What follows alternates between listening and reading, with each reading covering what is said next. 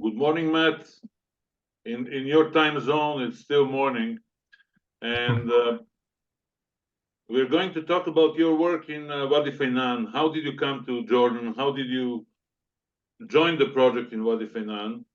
We have mutual friends and mutual contacts working in Wadi Faynan, like Dr. Ian Jones, Professor Levy, Dr. Najjar. What brought you to Wadi Faynan? That's a great question, and first of all, thank you for having me and for the opportunity to speak with you today. It's really nice to talk about this exciting work in Faynan, in the Wadi Faynan. And so, what brought me to Wadi Faynan was when I was first starting out in PhD program with Professor Tom Levy.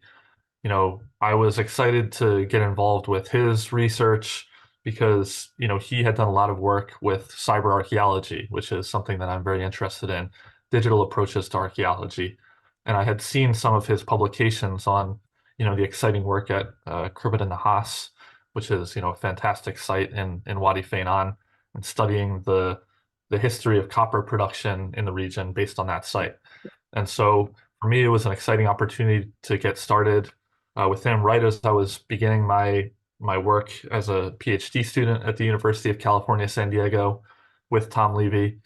And even in my first semester as a PhD student, I had the opportunity to go out and do some field work. And this was in 2012.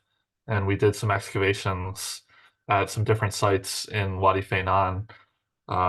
We worked a little bit at Khirbet Faynan. We worked a little bit at Wadi Faynan 61, a Neolithic period site, and we worked also at Khirbet Negib al-Semer, which is a Middle Islamic period site, which my colleague Ian Jones has worked on a lot. So I was able to kind of work out at Wadi Faynan right from the start of my PhD program, and then continued from there.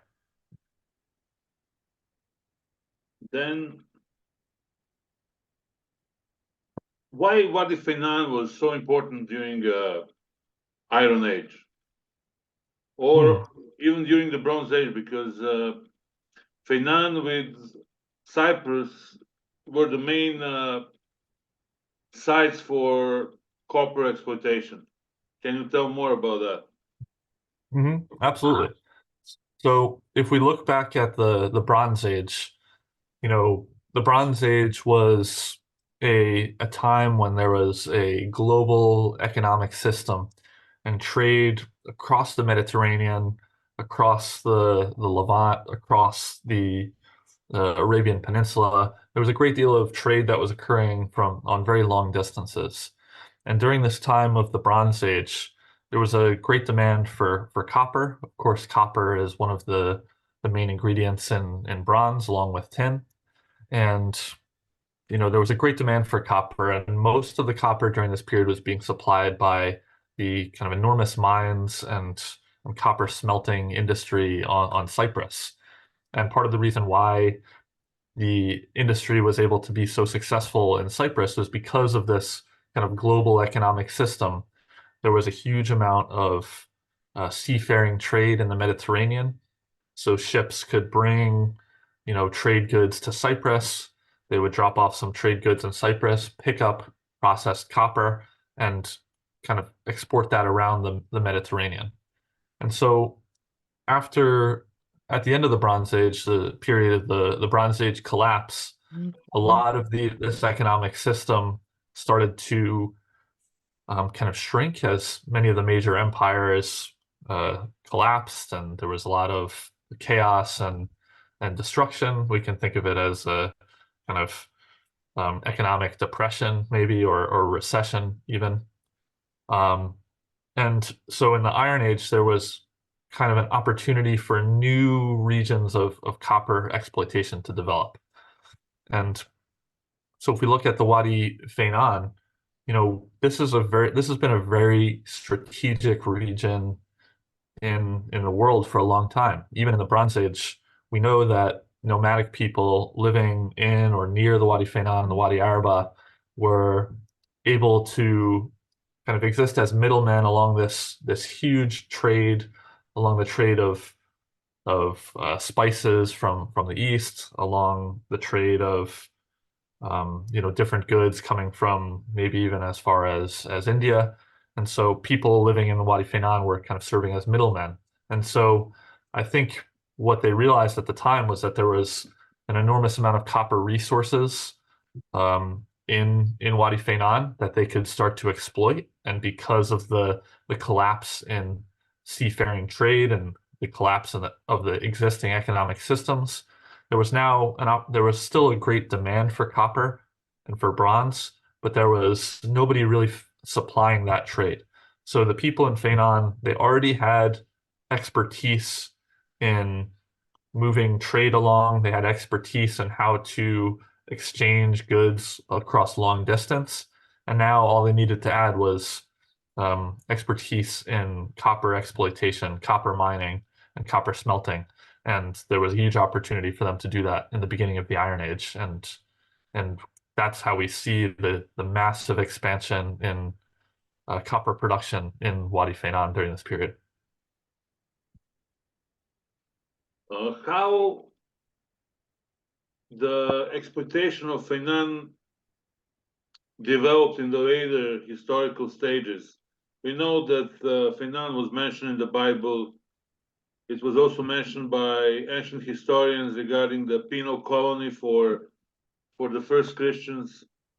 What was the exploitation of copper at Wadi Faynan in Roman Byzantine period like? Yeah, so it's important to think about Faynan as not just a region that exploited copper in one particular period. As you mentioned, it's not, but it's also these later periods and even earlier periods as well, going back to the early Bronze Age, where there was a huge amount of copper exploitation. And so in Faynan, there's a great deal of remains relating to the Roman period, those references, as you mentioned. There's some evidence that it was used, as you mentioned, as a penal colony for basically criminals to be sent to engage in copper mining and smelting. And that's kind of an interesting contrast from the Iron Age, because during the Iron Age, we have evidence that the people who are smelting copper, which we would think about maybe today as a very difficult, dangerous, and even dirty job, but during the Iron Age, copper smelters would have been seen as very high status individuals. They would have been the elites of the society in Iron Age. And the act of transforming copper ore into raw copper would have been almost a magical act. You can imagine how impressive this would be in the past, to turn rock into this highly valuable metal. And this act of kind of copper production would have been kind of imbued with a lot of religious significance, a lot of importance in terms of how it existed in ancient society. So it's interesting to contrast to the Roman period, which was what your question is about, because we see it's people engaging in the copper production now maybe are criminals. They're not necessarily high status individuals, but even though we're transitioning from the Bronze Age to the Iron Age, and then even to later periods which are not named after metals, still there would have been a big demand for copper, and that continues even today. Copper is a very valuable metal, a very, very valuable resource. So I guess the interesting thing that we can look at with the Roman period, we start to see the development of some different kind of churches, building of churches in the Byzantine period in the region. There are several churches. Some of them are located around Khirbet Faynan, which is one of the major sites in the region. And we also see some different sites being exploited in the region, not necessarily the main Iron Age sites, so they're not occupying the same sites. But what they are doing is they are going back to some of the same mines that were exploited even in the Iron Age. So there's one famous mine in Wadi in Wadi Khalid in the Faynan region. It's a triple shaft mine. 3 shafts have been sunk into the bedrock, many meters deep, to try to access the valuable copper ore. And 2 of those shafts were sunk in the Iron Age. One of them to go down and find the ore. One of them to bring up the ore. And then a 3rd shaft was sunk during the Roman period to try to access more of that ore. So we can see people in the Roman period, they were drawing on the expertise of the earlier people that lived in the region to try to find the valuable ore. So we can, in the Roman period, we see the addition of a religious aspect with the churches. We see a different economic class that's maybe engaging in copper production. And then we also see a reliance on kind of previous expertise of copper mining and exploitation in the region as well. So those are some of the interesting contrasts I would draw to the between the Roman period and the Iron Age. How copper production developed in Mamluk, Ayyubid Mamluk periods? We're talking about 13th century, 14th century AD. Mm-hmm. So because we have ups and downs in regarding the copper production. Let's say the highest exploitation was during the Iron Age. Absolutely. So that's a really good question. And as you mentioned, there are sort of peaks and valleys of copper production that occur over time in the region. And my colleague Ian Jones has done some really interesting work on copper production during the Middle Islamic period, and the one site that I mentioned earlier, Khirbet Naguib Al Asemr, which saw a brief period, maybe even less than 50 years of copper production. And Ian Jones, Dr. Jones, has told a very interesting story about the reason behind the copper production. It seems to relate to a growth in sugar production in the overall region, where there was a need for large copper vats, which would have been used to kind of boil and reduce the sugarcane juice into raw sugar. And this is an important kind of part of the process of sugar production. So there was sort of an immediate economic demand for these large copper vats, which would cause, of course, a huge demand in copper production. Of course, during this period, there was also a huge kind of world economic system that we can look back and compare to the Bronze Age, and we can look today to compare it to our economy today, where everything is kind of globalized. So we have a similar system here, and similar to today's economy, there's a sort of increasing demand for kind of economic self-sufficiency, and it's good to kind of produce things locally in terms of being able to access those goods more cheaply and not pay kind of high import costs. And I think this is the same thing that's going on in the Islamic period, where there's basically a demand to kind of produce these copper vats locally rather than try to import expensive copper. And so it's interesting to kind of, instead of in earlier periods where we don't exactly understand all of the uses of copper, because copper artifacts are so valuable and so rare that it would be really difficult to find them in the archaeological record. In this case, we can use kind of historic records to understand that the copper was being used for a particular case, sugar production. And this is the argument that my colleague Dr. Jones has made, and I find it very compelling and very interesting because we can rely on more historic documents in making this argument. Well, we know that not far away from Faynan, we had sugar manufacturers and sugar industry in Ghor Safi, in Zoara. So it was interconnected in economic way, and also that was the monopoly of Ayyubid Mamluks. For some reason, the sugar industry collapsed after Ottomans took over in 1517. Do you think, or do you have any idea why sugar monopoly collapsed in the 16th century? Yeah, I think this question, this is a little bit outside of my direct expertise, since I primarily deal with the earlier periods. But I'll just say, in general, I think whenever we see the rise and collapse of industry, especially in these globalized periods, we can always see competition from different regions. But I won't answer. I don't want to answer specifically, just because it's definitely outside of my expertise, which is in earlier periods for sure.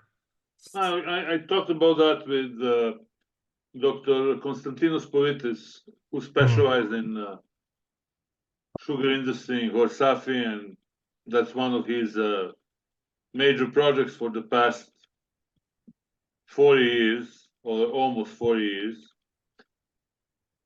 But we'll get back to the Iron Age. How you as a researcher and your colleagues evaluate the quantity of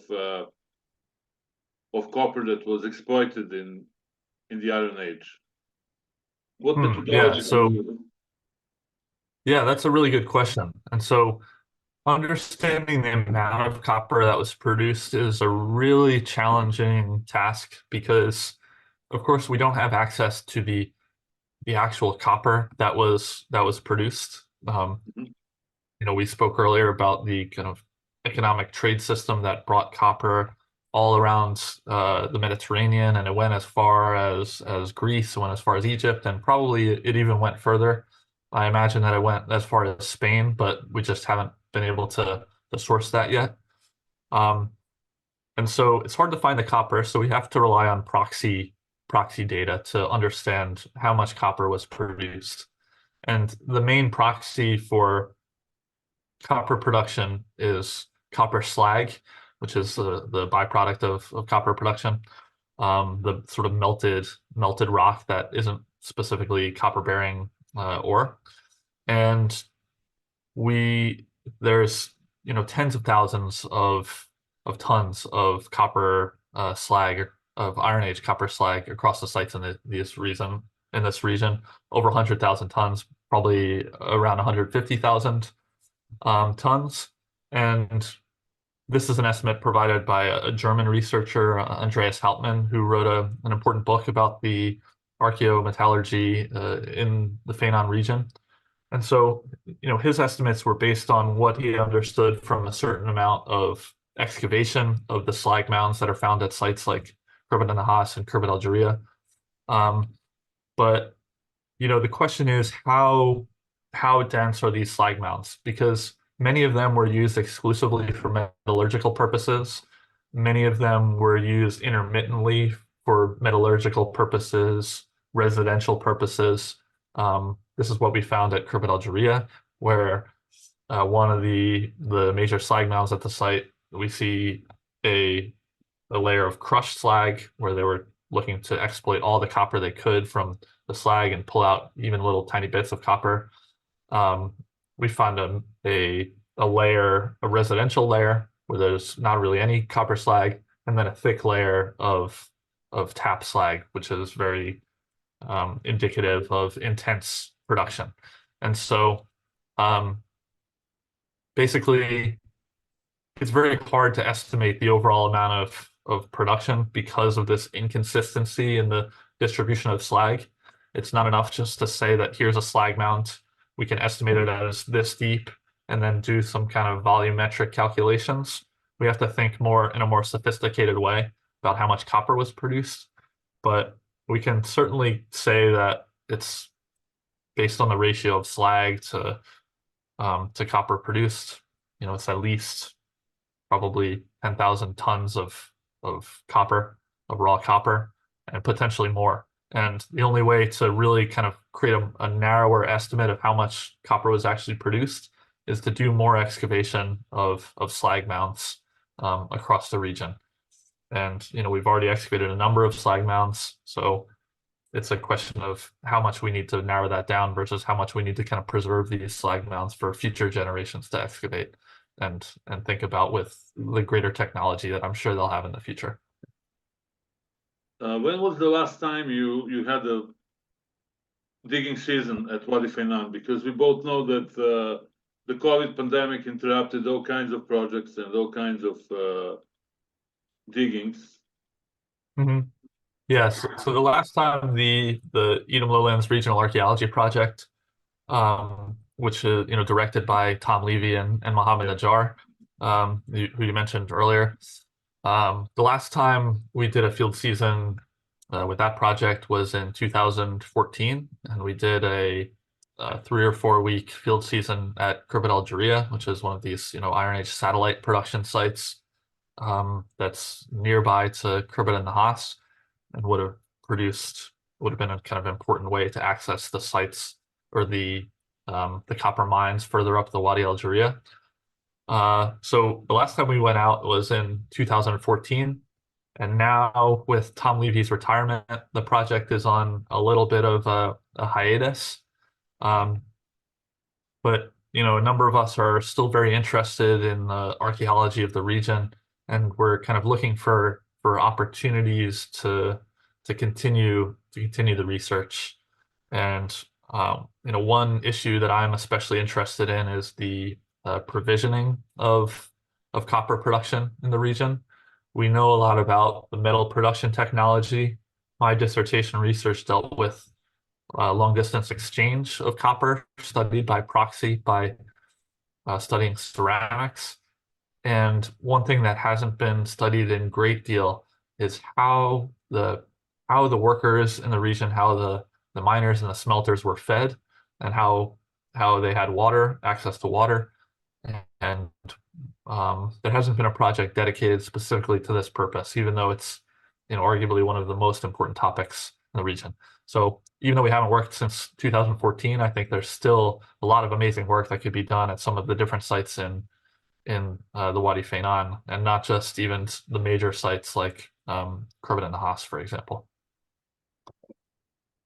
Can you say a few words about the long distance trades of copper from Wadi Faynan to Mediterranean and other commercial hubs in the Bronze and the Iron Age? Absolutely. And so, we were talking earlier about kind of the global economic system that existed in the region. And, this economic system, a lot of it was based on seafaring trade, and it existed in the Bronze Age, and then it collapsed, but certainly it continued to some extent. And then later on in the Iron Age, it returned, and there was a huge network of seafaring trade in the Iron Age, and it only continued to expand from there. And so there's some evidence from the Mediterranean coast of copper ingots, which have been sourced to Faynan from shipwrecks along the Mediterranean coast, where we can understand that this copper was produced, it was mined, it's smelted in Faynan, and then exported to the Mediterranean coast. And as I mentioned earlier, there's some copper that has been directly sourced to Faynan from Egypt and also from Greece. And so based on this, we can definitely understand that copper was circulating based on seafaring trade in the Mediterranean. And we can also understand, based on copper sourcing of the limited artifacts that have been found, that copper was moving over land-based trade, generally moving to the west. And there's been some speculation that copper was also moving to the north, or perhaps even to the south. Right now, there's very limited evidence of that, and the majority of evidence that we have is that copper was moving westward. And this is the evidence.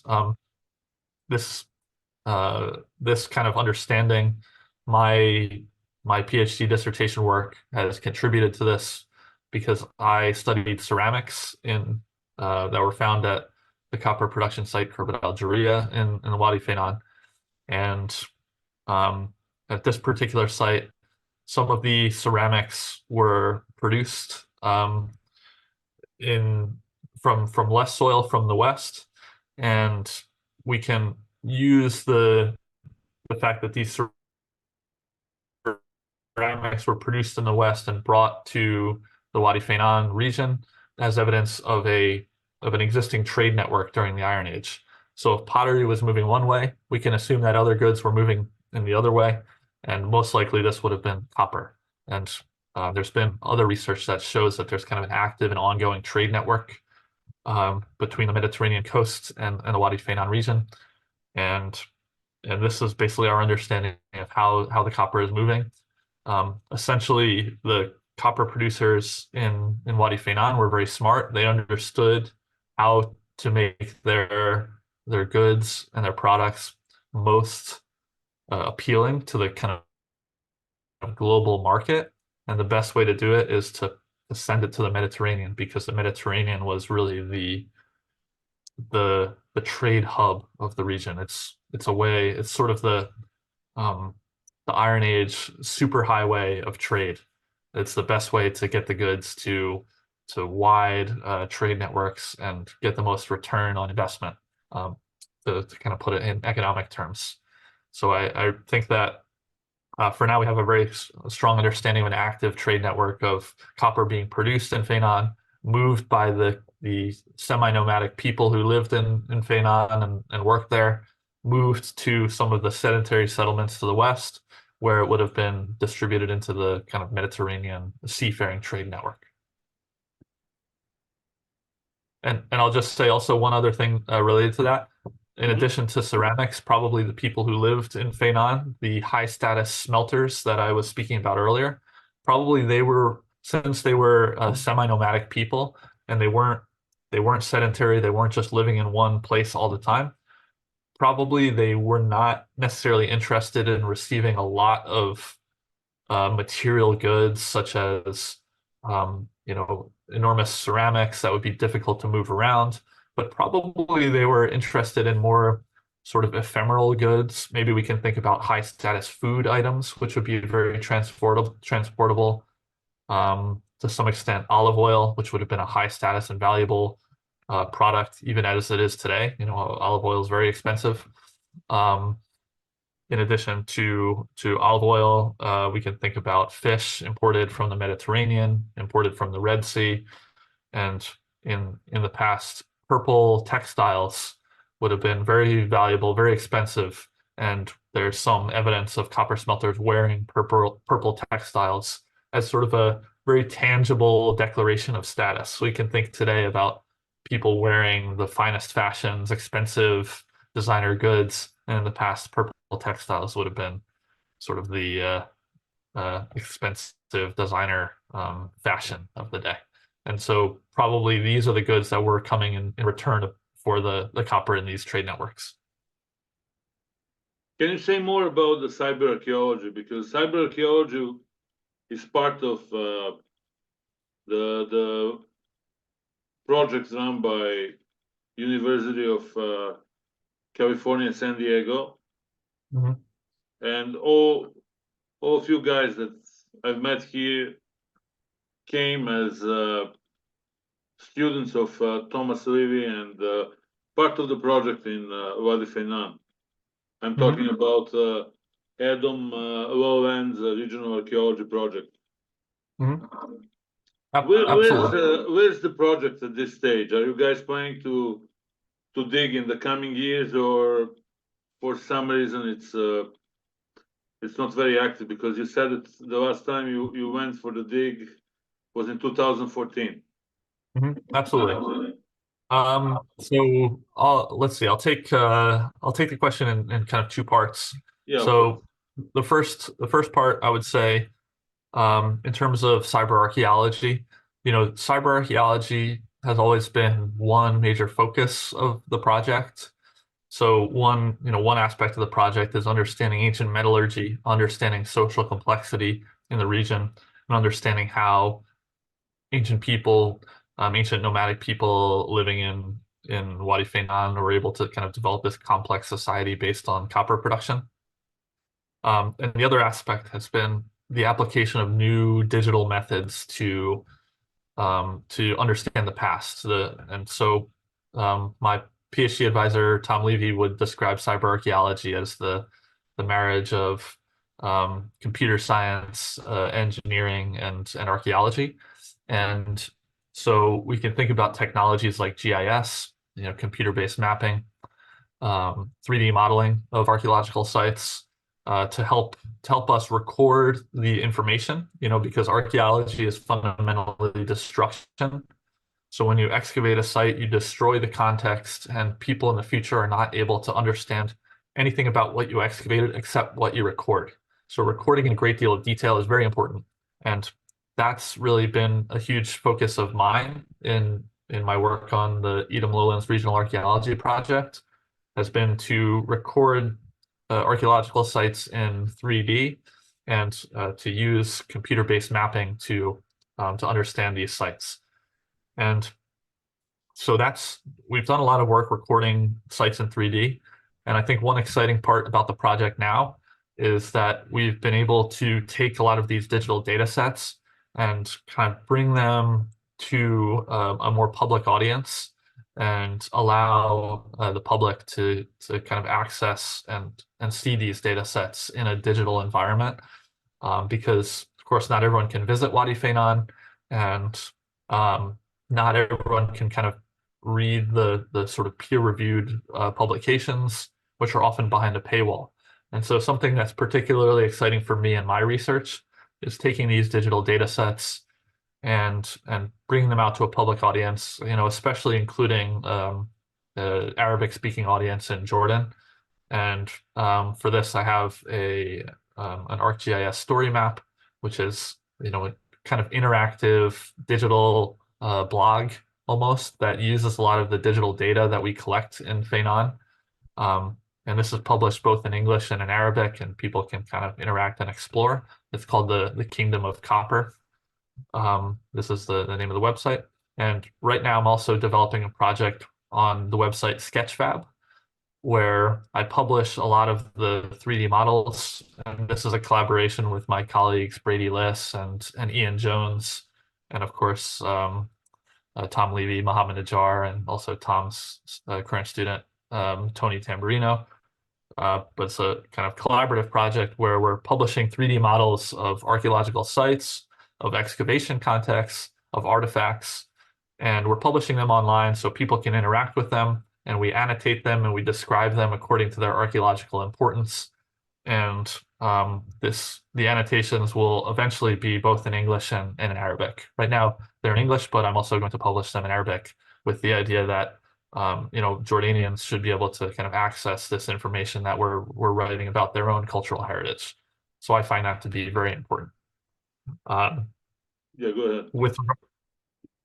With regard to the kind of longevity of the project, right now we don't have active plans to go and excavate. I think the problem is that since Tom Levy has retired from his position at the University of California, San Diego, he's sort of been one of the leaders of the project, and now a lot of his former students are in kind of early career positions where it's challenging to develop a kind of a large international project. But many of us, including myself and including Ian Jones, are very interested in the region.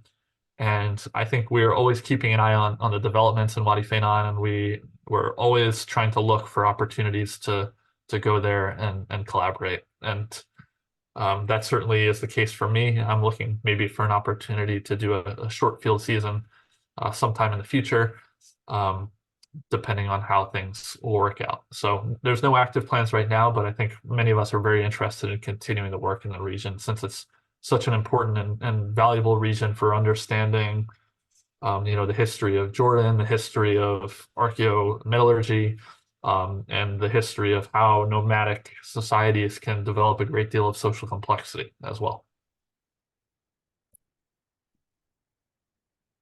Also, can you say more in a few minutes, because this session is going to be over in 4 minutes. how Wadi Faynan was economically and politically interconnected with sites in the Negev Desert. Yeah, You're absolutely. talking about the same region. We didn't have the modern day borders. Right. So there was an extremely close economic relationship between Wadi Faynan and the Negev, and as you mentioned, there's no border between them. And I think sometimes we think today about them being separate or different, but there was no difference in the past, and we can understand both as part of a larger sort of desert environment where nomadic people would have been very comfortable and very familiar, always moving across the landscape, acting as intermediaries in the trade coming from the east and moving to the west to the Mediterranean coast. And in my research, I found that ceramics had come from the Negev Desert and been imported to the Wadi Faynan. In other research, we've seen that ceramics from Wadi Faynan have moved to the Negev Desert. And as part of this active movement of people, active trade networks, we can also assume that copper was moving along that same way. So it's very likely that nomadic people part of the time lived in Wadi Faynan, part of the time lived in the Negev Desert, were bringing copper along with them. And in the Negev Desert, they would have opportunities to meet and exchange with people from sedentary agricultural sites and probably trade copper with people living at those sites who would have traded it along to the Mediterranean coast for further distribution. So it's very important, I think, to think of the Negev, the Wadi Araba, the Wadi Faynan as part of an interconnected whole rather than as, two different economic or political regions, which would not have existed in the past. I'll send you the next link in 8-9 minutes. Okay, sounds good.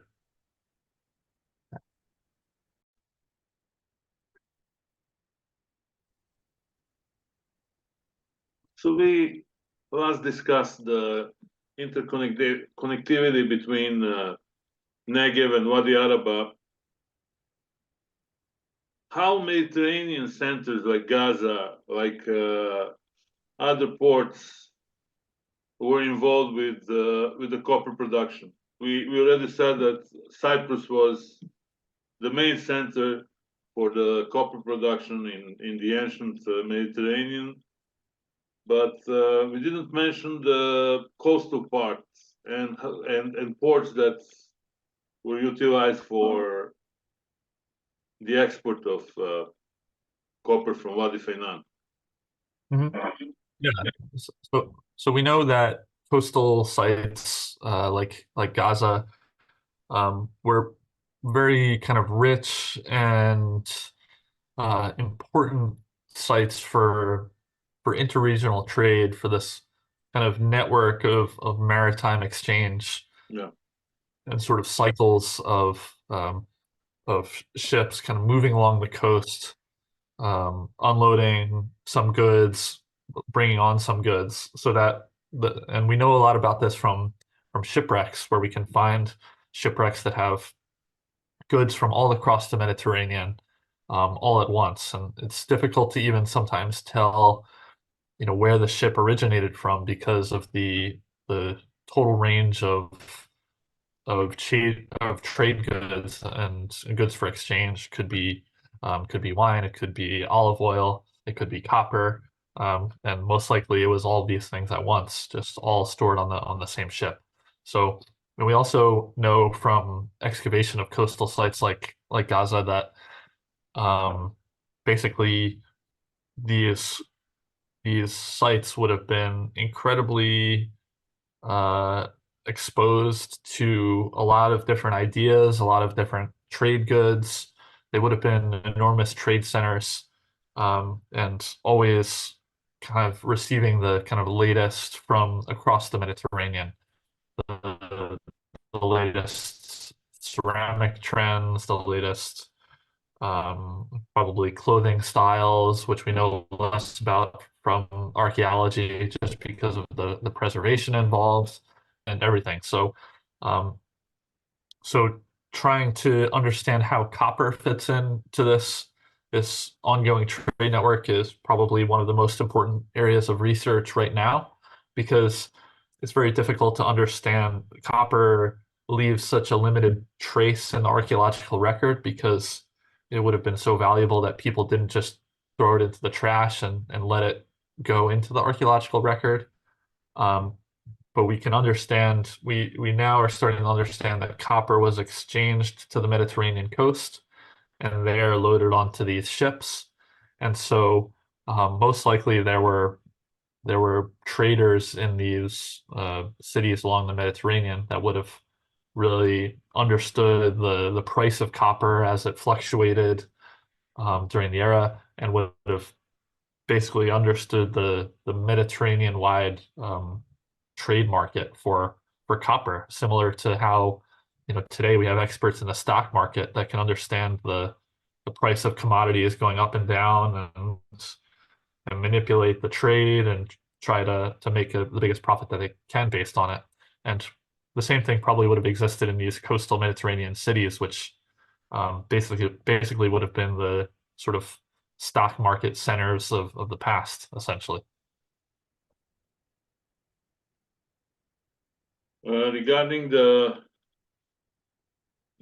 copper industry, what metallurgical evidence we have, and how important were the sites Hirbet and Nas and Hirbet Algeria, which we mentioned during the article that I published this week, but you can elaborate that further. We don't have any kind of limit, unlike the newspaper, where you have to take into Sure. consideration all kinds of technicalities and space issues related to the hard copy. Sure, absolutely. And yeah, it was a very, very nice article and very good for kind of summarizing the overall trend of metallurgy and kind of giving the top line summary, I would say. And the site of Khirbet and Nahas is kind of the crown jewel of Iron Age copper production. This was the site of probably at least half of all of the copper production that occurred in the region during the Iron Age. Just an incredibly major and important site. And we can think about this site as sort of the center of maybe the wheel of copper production. And so for the earliest remains of copper production are found at Khirbet and Nahas, dating even back to maybe the 13th century BCE, and also the latest remains of copper production during the early Iron Age, going down to the 9th century, and potentially even slightly later. And so a huge amount of copper production was based there. An enormous fortress, 75 meters by 75 meter fortress, to sort of defend the valuable copper industry that was occurring there at the time. But over the course of the Iron Age, we also see the expansion of production to a number of satellite production sites. And probably the most important of these was the site Khirbet Algeria, which, compared to the 50 to 60,000 tons of copper slag that we find at Khirbet and Nahas, we can see about 15 to 20,000 tons of copper slag at Khirbet Algeria, and some kind of limited architecture. At Khirbet and Nahas, we find a lot of stone architecture representing the kind of, we can think of it as maybe investment in the infrastructure at that site. People were really committed to living there for a long time and doing a lot of kind of industrial production at that site. Khirbet Algeria was probably founded to take advantage of the mines further up the Wadi Algeria. So it's a little bit closer to these mines than Khirbet and Nahas. And so that's an important site for understanding how this copper industry was so successful and so profitable that it started to kind of spawn some additional manufacturing centers in the site. And the latest research in the Wadi Faynan from our group has started to think about not just production at one or two sites, but an overall regional network of copper production sites where that would have been all kind of interrelated and serving different functions in this copper industry. And the research at Khirbet Al Jariyah has showed us that people were not preparing meals to eat on site at Khirbet Al Jariyah, perhaps they were living in tents off the site and preparing meals in the tents. Rather, they were eating snack feeds. Okay. They like some maybe fruits and simple foods that were very easy to eat while working. You can think today maybe about eating a snack at your desk while you're working or something like that. And this is based on work from my colleague Brita Lorenzen, who studied some of the botanical remains at Khirbet Al Jariyah. And this has led us to think about the role of another site, Khirbet Al Ghwayba, which is located a little bit east of Khirbet al Nahas and is located straddling an important spring in the region, the Ain Al Ghwayba. And probably people were collecting water from this site, growing fruit in some orchards at the site, and even today, some of the local Bedouin have kind of fruit orchards that they operate at the site. And this is kind of a good model for what would have occurred in the past, because providing water and fruit to these metallurgical sites would have been very important in making sure that everybody had what they needed to continue work on a day-by-day basis. So we can think about Khirbet Al Jariyah as a satellite production site, Khirbet al Nahas as the center of production, and also this other site, Khirbet Al Ghwayba, and other sites for provisioning the workers at these sites as well.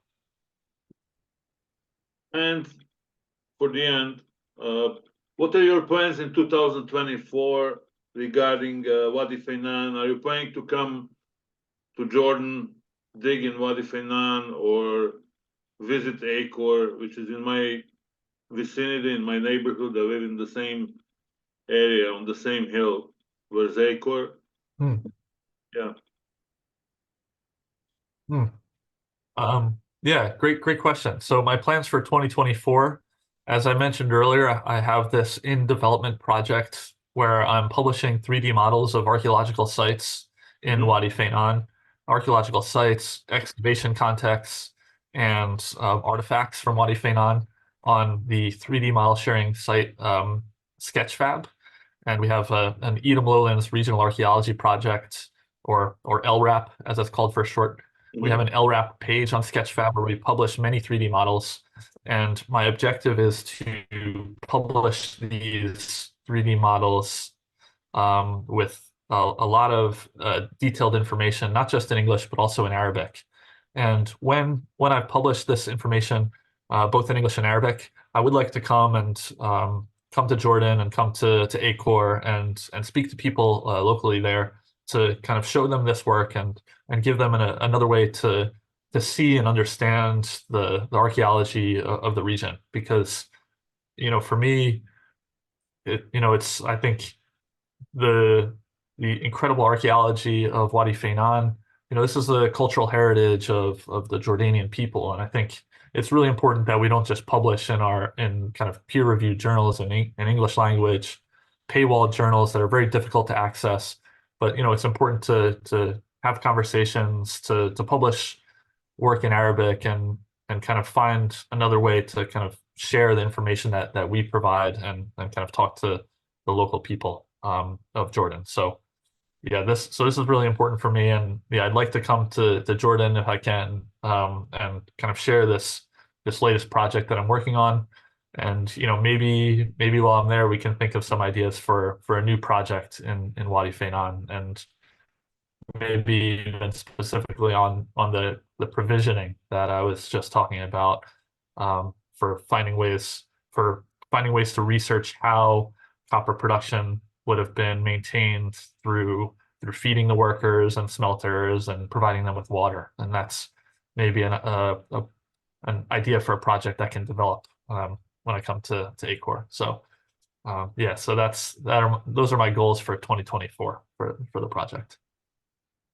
Professor Howland, I'm very happy that you came, and we're going to talk about that project in our next session. I also saw that my good friend Dr. Matthew Vincent also was part of your team.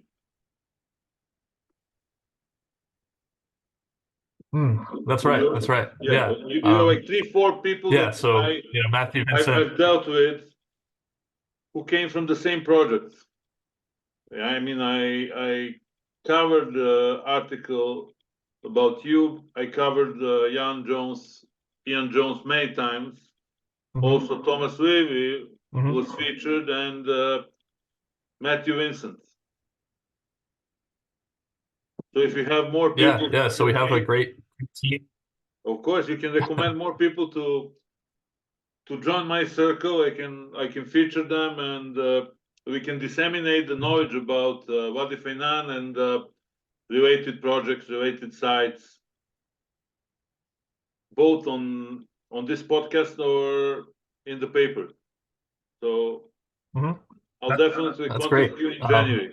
I'm planning to continue talking with you in January. I know next 2-3 days are going to be busy for people who celebrate the new year. I'm going to continue my work, and we'll talk in January. That's great. Thank you. Yeah, I'm looking forward to continuing to speak with you. And thank you so much for the opportunity to talk to you. And it's always really exciting to talk about the work in the Wadi Faynan because it's amazing archaeology. And I think the more we can tell people about this incredible archaeology, the better it is for people to learn about. So thank you so much for the opportunity. I'm learning from you guys, and I wish you happy and prosperous 2024. Thank you, and you as well. Happy New Year. Thank you. All the best. Thanks. Bye.